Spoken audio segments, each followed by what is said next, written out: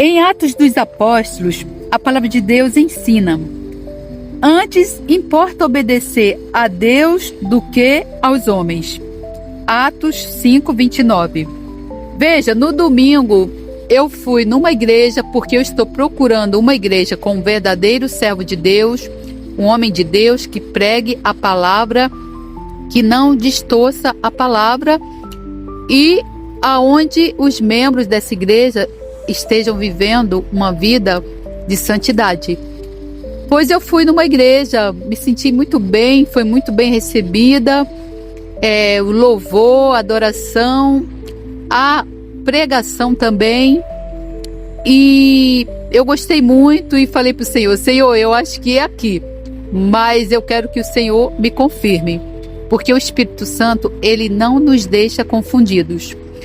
Pois eu fui para casa crente que eu ia permanecer naquela igreja, até porque eu aprendi um grande princípio bíblico com o servo do Senhor Charles Stanley, que diz que a gente deve congregar.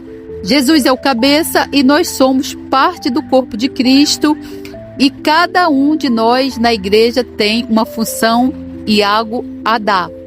Pois bem, quando eu cheguei em casa, eu escutei mais ou menos uma voz assim na minha cabeça: pesquisa sobre a igreja. Então, quando eu entrei no YouTube, a igreja se chama Verbo e Vida.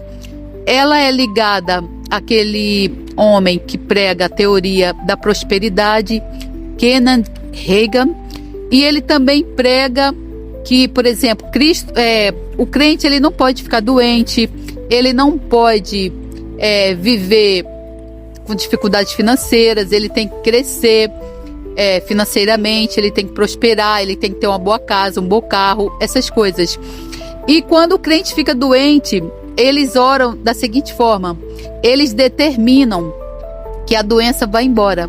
E quando a doença não vai embora, eles dizem que é porque você ou tem pouca fé ou está com algum pecado oculto.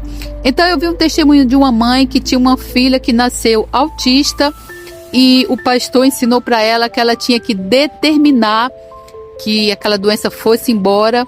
Isso não aconteceu, a mãe não aceitava a criança com autismo, e eles falavam para ela que ela não tinha fé o suficiente para que a filha fosse curada, ou ela estava em pecados. A vida dessa mãe se tornou um suplício, um sacrifício, até que um dia ela saiu daquela igreja. Então veja, nós ficamos numa corda bamba, porque se por um lado a gente quer obedecer a Deus,